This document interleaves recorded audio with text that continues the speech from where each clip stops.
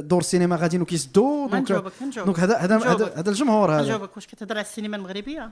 كنهضر على السينما المغربيه ولا السينما المغربيه حاليا ما عندناش حنا السينما. انا اتحمل كامل مسؤوليتي في هذا الكلام اللي تنقول.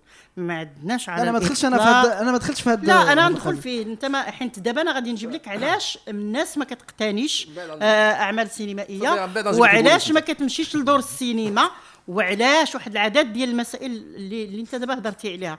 دابا السينما المغربيه اشنا هي؟ السينما المغربيه هي واحد شي حاجه حنا ما فاهمينهاش، ما تنعرفوهاش، ما عندها علاقه بنا، ما عندها علاقه بقيمنا، ما عندها علاقه باخلاقنا، ما عندها علاقه بقضايانا الحقيقيه. انا لما كتجي كتهضر ليا كتقول لي انا درت فيلم السينما، انا كنت كنمشي لها صغيره مع الوالد ديالي ومع الوالده ومع خالتي ومع عمي وكنمشيو كنشوفوا فيلم سواء واخا يكون هذاك الفيلم ما بقاش. علاش؟ لان بدينا حنا في السينما ديالنا كنديروا واحد السينما اللي ما عندها علاقه بينا، واحد السينما اللي يندالها جبين عرقا، وحنا كنقولوا حنا جريئين وهذه السينما الجرأه. انا اللي بغيت يكون جريء نكون جريئه دابا انا اكثر منه، ونقول كاين الفساد الاداري وكاين الفساد في القضاء وكاين الفساد في جميع المجالات اللي كاينين فيها، وهنا ندير فيلم على هذا الفساد ونقول ها الفساد. اما باش نعري دريه ولا ندير قبله اللي مسخه. انا ما كتهضري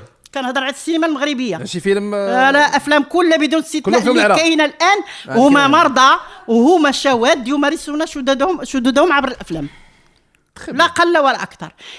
داك الشيء اصبح متجاوزا عالميا. حنا دابا كنشوفوا السينما الامريكيه ما تتلقاش فيها شكل المصايب اللي كاينه في السينما المغربيه. في السينما المغربيه.